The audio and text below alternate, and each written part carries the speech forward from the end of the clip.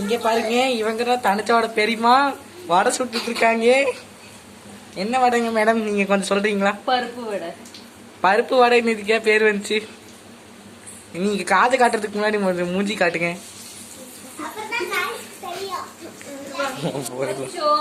நீ வராதன்னு சொல்லிட்ட, ஒரு உருண்டை எடுத்து தண்ணிக்குள்ளே போட்டு